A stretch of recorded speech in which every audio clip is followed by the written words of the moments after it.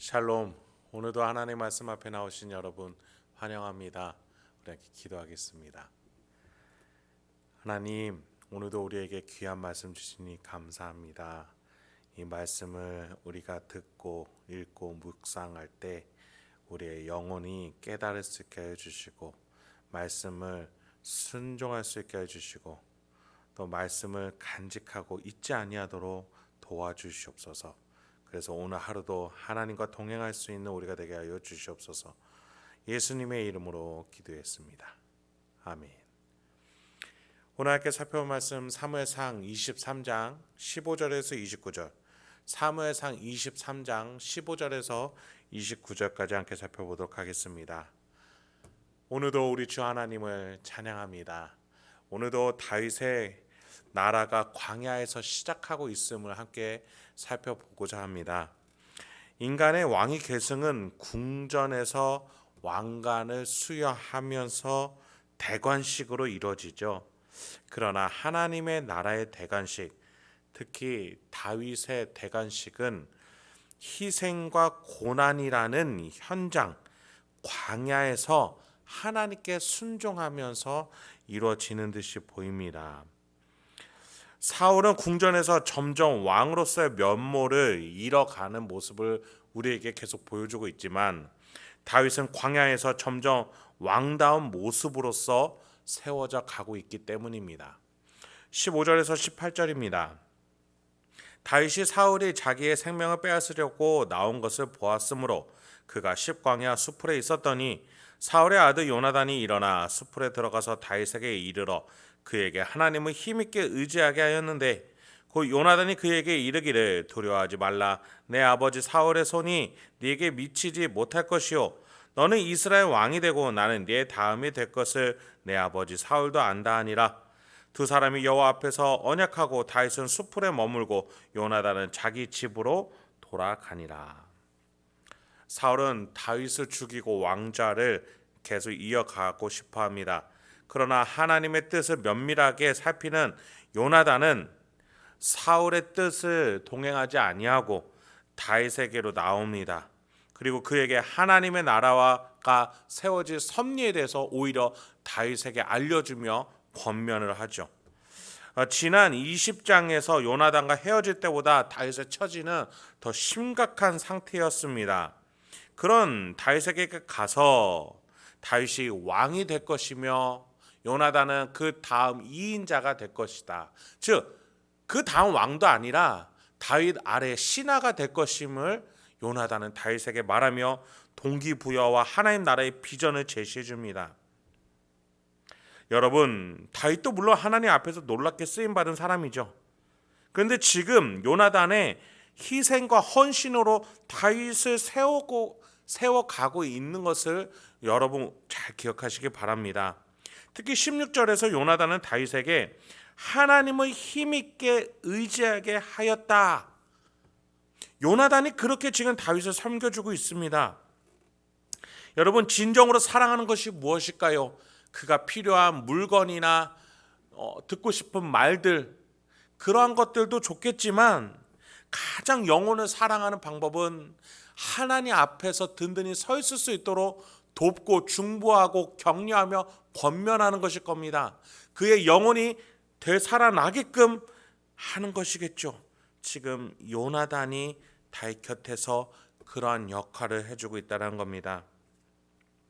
자신이 오를 수 있는 높은 자리를 포기하고 하나님의 뜻에 순종하며 도리어 다윗을 섬기며 희생하고 있다는 것, 지금만큼은 요나단이 가장 하나님 나라에 어울리고 하나님 나라에서 가장 요긴하게 사용받는 사람의 모습 아니겠습니까?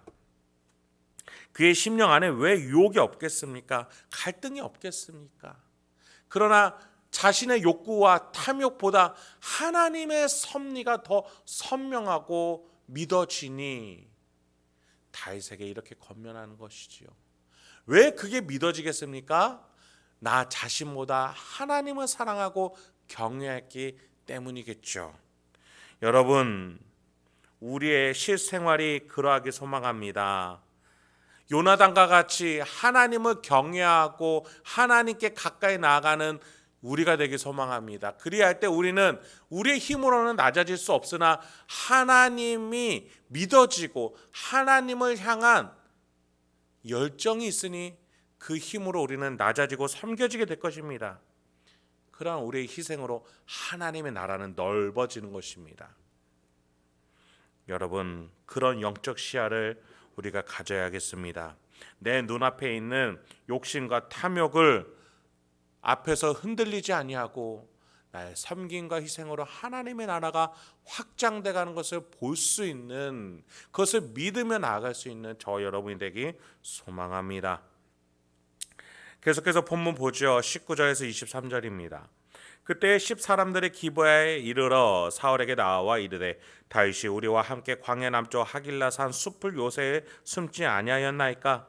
그러하온즉 왕은 내려오시기를 원하시는 대로 내려오소서. 그를 왕의 손에 넘길 것이 우리의 의문이이다 하니 사울이 이르되 너희가 나를 긍휼히 여겼으니 여호와께 복 받기를 원하노라. 어떤 사람이 내게 말하기를 그는 심히 지혜롭게 행동한다 하나니 너희는 가서 더 자세히 살펴서 그가 어디에 숨었으며 누가 거기서 그를 보았는지 알아보고 그가 숨어있는 모든 곳을 정탐하고 실상을 내게 보고하라. 내가 너희와 함께 가리니 그가 이 땅에 있으면 유다 몇천 명 중에서라도 그를 찾아내리라 하더라. 다윗과 요나단이 하나님 안에서 서로를 격려하고 있을 때에 사울은 뭐하고 있었습니까? 자신 나라를 세우기 위해서 밀고를 받으며 탐욕으로 다윗을 찾아내겠다고 집착하고 있었습니다. 특히 10이라는 지역 주민들이 사울에게 나와 다윗을 밀고합니다. 여러분, 10이라는 동네는 어떤 지파냐면 유다 지파입니다. 다윗과 한 가족 같은 사람들입니다. 아니, 한 가족이죠. 같은 지파니까요. 그러나 그들은 다윗이 있는 위치를 사울에게 밀고하며 다윗을 넘기고자 합니다. 여러분, 그들이 말하는 태도를 한번 보십시오. 사울이 두려워서 어쩔 수 없이 밀고하는 것이 아니라 사울로 안전을 꾀하는 모습입니다. 타협하는 모습이에요. 그를 왕의 손에 넘길 것이 우리의 의문이다. 그 사람들이 지금 믿고 의지하고 따르는 것은 하나님 나라의 다윗의 그 나라의 원리가 아니라 사울의 나라의 원리, 죄와 탐욕의 원리였던 것입니다. 여러분, 다윗과 요나단의 만남을 잠시 다시 생각해 보죠. 그들의 만남에서는 무엇이 보였습니까? 희생했습니다. 서로 신뢰했습니다. 함께 여호와 앞에서 언약했습니다. 그리고 하나님의 뜻이 이루어질 때까지 인내하고 있습니다. 그래서 지금 사울의 나라는 서로 밀고하고 타협하고 탐욕하며 집착을 보입니다. 유다 몇천 명 중에서라도 그를 찾아내리라. 사울의 말에 다윗을 향한 그의 집착이 너무나도 잘 보이지 않습니까?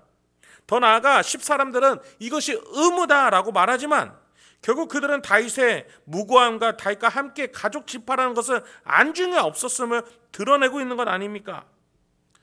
여러분, 내가 속한 조직, 가족, 사회, 교회, 공동체, 거기에서 우리의 공동체의 모습은 어떠합니까?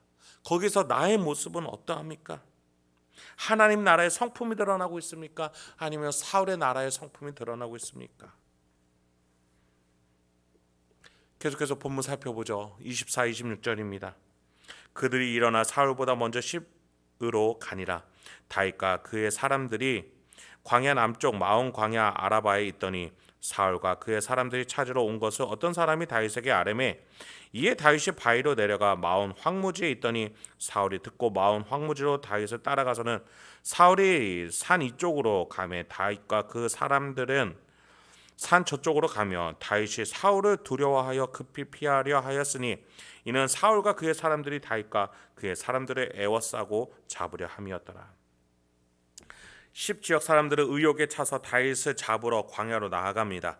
그리고 이러한 움직임에 대해서 다윗이 알게 됩니다. 이제 쫓고 쫓기는 추격전이 시작이 되죠.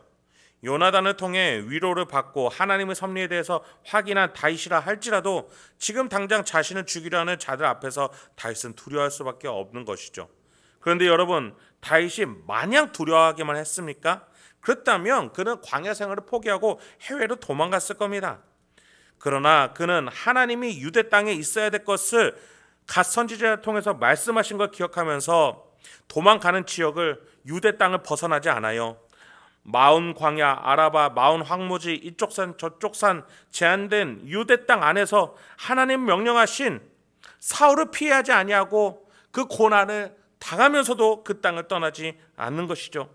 그러면서 하나님 명령하신 성읍들을 구원하고 또 이스라엘에서 내려오는 억울한 자들을 함께하면서 지켜주며 하나님의 나라를 하나하나 만들어가고 있습니다. 지금 도망자 신세에서 쓴 시편이 바로 시편 53편입니다. 그 본문 중에 한 구절을 읽어드릴게요.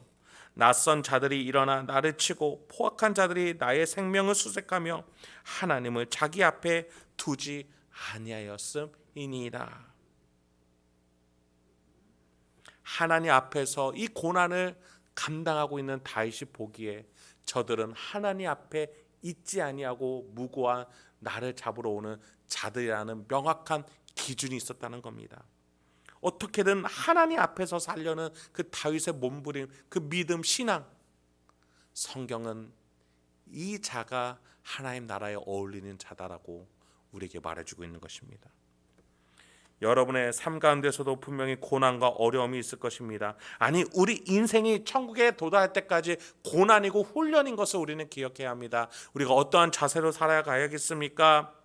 내 앞에 욕심과 탐욕이 아니라 고난이 있을지라도 하나님이 주신 나의 가정과 직장과 일상과 이웃과 교회 공동체를 지켜내고 그 안에서 빛과 소금의 역할을 감당하며 섬기며 희생하면서 내가 그 속 안에서 살아가야겠습니다. 하나님 앞에서 나에게 왜 이 고난을 주시는가, 이 고난의 섭리 뒤에는 무엇이 있을까 믿으면서 하나하나 그 삶을 치열하게 살아나갈 수 있는 저와 여러분이 되길 소망합니다. 마지막 27절부터 29절입니다. 전령이 사울에게 와서 이르되 급히 오소서 블레셋 사람들이 땅을 침노하나이다. 이에 사울이 다윗 뒤쪽 길을 그치고 돌아와 블레셋 사람들을 치러 갔으므로 그곳을 셀라 하마느 곳이라 칭하니라. 다윗이 거기서 올라가서 엔게디 요새에 머무니라. 사울은 다윗을 쫓다가 블레셋이 침공했다는 소식을 듣고 다윗을 잡으려는 발걸음을 멈추고 되돌아갑니다. 여러분, 본래 사울의 본업은 무엇이어야 합니까? 자국민을 쫓아가는 그 집착을 보이는 것이 아니라 국경을 수비하며 하나님 나라의 백성을 지켜야 하는 것이었습니다. 그러나 그는 다윗을 잡고자 하는 그 집착에 블레셋이 침공했어도 그곳을 잘 지키지 못하는 자신의 사명을 뒤로 한 채 있는 모습을 우리에게 보여주고 있습니다. 여러분, 말씀을 마치겠습니다. 오늘도 이 말씀을 통해서 내가 어떻게 살아야 되고 어떠한 태도로 살아야 되는지 묵상해 보시고 또 기도하시는 시간을 가지길 소망합니다. 그래서 오늘 하루도 여러분이 가는 그 발걸음과 일정과 판단과 만남 속에서 놀라운 하나님 나라의 모습이 나타나길 주님의 이름으로 축원드립니다. 함께 기도하겠습니다. 하나님, 오늘도 우리에게 귀한 하나님의 말씀을 주시니 감사합니다. 이 말씀을 통해서 우리의 삶이 하나님께 더 가까이 나가고 하나님의 뜻을 받들어 그 뜻대로 섬기며 다스리는 내가 되게 하여 주시옵소서. 그래서 오늘 하루도 하나님께 영광과 자랑과 승리가 되는 인생이 되게 하여 주시옵소서. 예수님의 이름으로 기도했습니다. 아멘.